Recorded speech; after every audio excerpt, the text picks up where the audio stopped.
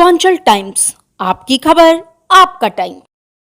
माननीय विधायक श्री सुशील सिंह जी ने, यहाँ के हमारे अन्य जनप्रतिनिधियों ने उस समय मेरे सामने प्रस्ताव रखा था कि बाबा के नाम पर कुछ हो जाए, तो मैंने कहा मेडिकल कॉलेज से अच्छा और क्या हो सकता है। और ये हमारा सौभाग्य है कि हमें अपने पूज्य संत की इसी चरणों में उस मेडिकल कॉलेज जो लोक कल्याण का, आरोग्यता का उत्तम माध्यम बनेगा, उसका नामकरण पूज्य बाबा के नाम पर करने का सौभाग्य प्राप्त हुआ है। हम भी इस परंपरा के लिए अपनी ओर से करने की कहां हमारी सामर्थ्य है। ये तो जो कुछ भी है ये बाबा की ही कृपा है, उन्हीं की विभूति है। और उन्हीं की कृपा से जो मैंने आपको बताया ना कि आज मेरा कार्यक्रम कहीं और था, लेकिन मैं भटक करके आ गया चंदौली में, यहाँ पर रामगढ़ में।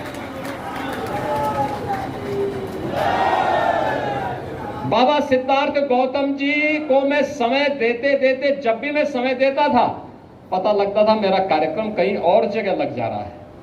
लगता है कि बाबा कीनाराम जी चाहते थे कि बिना मिले ही मैं स्वयं यहाँ पहुंच करके बता दूं कि नहीं, बाबा के चमत्कार जीवित हैं। और बाबा आज भी सूक्ष्म दृष्टि से हम सब का संचालन कर रहे हैं, पूरी व्यवस्था का संचालन कर रहे हैं। ऐसे सिद्ध योगी अघोराचार्य बाबा कीनाराम जी के चरणों में कोटि कोटि नमन करता हूं। और बहनों और भाइयों, आज से 425 वर्ष पहले इसी रामगढ़ गांव में जन्मे पूज्य बाबा अघोराचार्य कीनाराम जी महाराज ने अपनी दिव्य साधना के माध्यम से हम सबके सामने प्रस्तुत किया। उनके चमत्कार के अनेक किस्से हैं। उन्होंने भारत की सभी साधना विधियों को एक साथ जोड़ करके काशी में कृंकुंड को भी जो पवित्रता प्रदान की, वह हम सबके सामने है। हम सब इस बात को जानते हैं, हर व्यक्ति उसका गवाह है।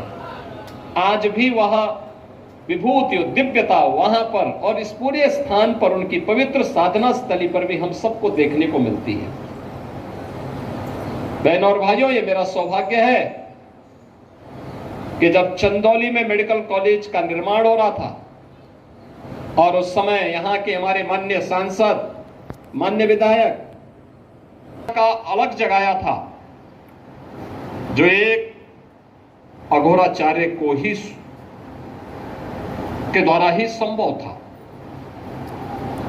एक योगी के द्वारा ही संभव था, एक संत के द्वारा ही संभव था।